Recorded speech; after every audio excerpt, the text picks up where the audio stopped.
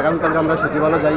ওখানে আমাদেরকে আগের দিন আমরা রেললাইন অবরোধের কর্মসূচি দিয়েছিলাম, ওই কর্মসূচি প্রত্যাখ্যান করে শিথিল করে আমরা সচিবালয় যাই। সচিবালয় আমাদেরকে আশ্বাস দিয়েছিল যে ওইখানে আমাদের শিক্ষা উপদেষ্টা তারপরে আমাদের সচিব থাকবেন, কিন্তু ওখানে কাউকে আমরা পাইনি। ওনারা আমাদের গোল মিটিং বৈঠকে নিয়ে এসে অপমানিত করা হয়। তার মানে কেউ ছিল না, মানে ওনারা আমাদের সাথে আমাদের প্রোগ্রামকে ওনারা থামানোর জন্য এই কাজটা করেছে।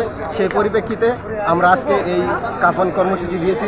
এর মাধ্যমে আমরা জানাতে চাই যে আমাদের সাথে এরকম প্রতারণা করলে আমরা কঠোর থেকে কঠোর কর্মসূচি দেবো সামনে থেকে। আমাদের যে যৌক্তিক দাবিগুলো ছিল 6 দফা, তো হচ্ছে কি আমাদের ওই যৌক্তিক দাবিগুলো প্রায় অনেক দিন আগে থেকে এই যৌক্তিক দাবিগুলো নিয়ে আন্দোলন হচ্ছে।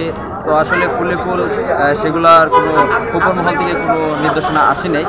তো আমাদের 6 দফার প্রত্যেকটা দাবি গুরুত্বপূর্ণ। আমাদের প্রধান যে দাবিটি হচ্ছে ক্রাফট মামারা যারা আমাদের এখানে ল্যাব অ্যাসিস্ট্যান্ট হিসেবে যুক্ত হয়েছিল, এখন শিক্ষক হওয়ার ষড়যন্ত্র করছে। তারা যদি শিক্ষক হয় তাহলে আমাদের শিক্ষকদের সাথে অবমাননা করা হবে। আমাদের দ্বিতীয় যে দাবিটি হচ্ছে আমাদের ডিপ্লোমা ইঞ্জিনিয়ারিং কোর্সটি 4 বছর মেয়াদি, এটাকে 3 বছর করার এক কালো ষড়যন্ত্র চলছে।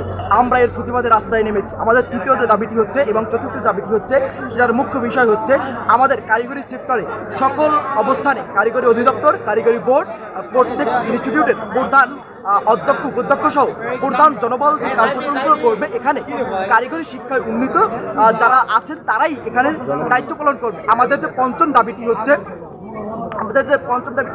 আমাদের ষষ্ঠ দাবিটি হচ্ছে আমাদের কারিগরি শিক্ষার্থীদের ভিতরে প্রত্যেক বছর 2 লক্ষ শিক্ষার্থী ডিপ্লোমা ইঞ্জিনিয়ারিং করে বের হয়, তাদের মধ্যে মাত্র 600 সিট বরাদ্দ আছে ডুয়েটে। আমরা কি 600 সিটের জন্য 4 বছর লেখাপড়া করেছি, আমাদের কি উচ্চশিক্ষার কোনো মাধ্যম আর থাকবে না?